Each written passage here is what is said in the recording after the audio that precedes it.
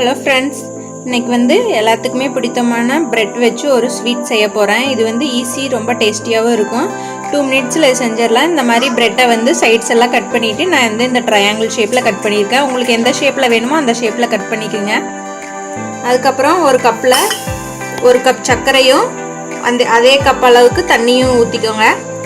1 cup சர்க்கரை எடுத்தால் 1 cup தண்ணி ஊற்றி இதை வந்து நல்லா பாவு காய்ச்சிக்கோங்க. ஒரு கம்பி பதம் வர வரைக்கும் காய்ச்சணும். ஒரு பேனில் ஆயில் சூடானதும் நம்ம கட் பண்ணி வச்சுருக்கிற அந்த ப்ரெட் துண்டுகளை போட்டுக்கோங்க. இது வந்து அப்பளம் பொரிக்கிற டைம் விட நமக்கு சுலபமாக பொரிஞ்சிடும். ரொம்ப வந்து கருக விட்டுறாதீங்க. மீடியம் ஃப்ளேமில் வச்சு இதை வந்து நல்லா வந்துட்டு ரோஸ்ட் பண்ணி எடுத்துக்கங்க. இப்போ 2 சைடுமே நல்லா திருப்பி போட்டுருங்க. நமக்கு ஓரளவுக்கு ப்ரெட் செவந்து வர டைமில் நம்ம எடுத்துடலாம்.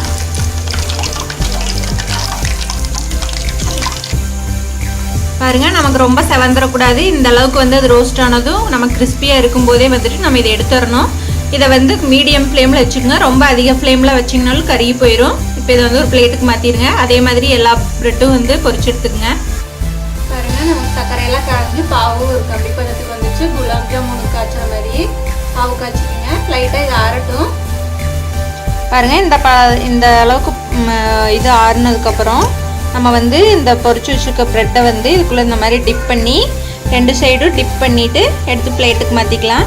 ரொம்ப நேரம் இதை டிப் பண்ண தேவையில்லை, அப்படியே வச்சு எடுத்தால் போதும்.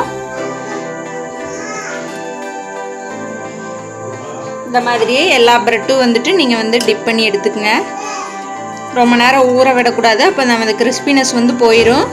இந்த மாதிரி எல்லா பக்கம் படுற மாதிரி பாகில் வந்து அதை நனைச்சி எடுத்துக்கங்க.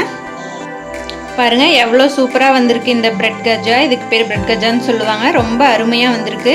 இது வந்து குலாப் ஜாமுனை விட குழந்தைங்க இந்த மாதிரி செஞ்சு கொடுத்தீங்கன்னா விரும்பி சாப்பிடுவாங்க. கிறிஸ்பியாகவும் ஸ்வீட்டாகவும் இருக்குது. இதை வந்து நீங்கள் ஒரு தடவை ட்ரை பண்ணி பாருங்கள்.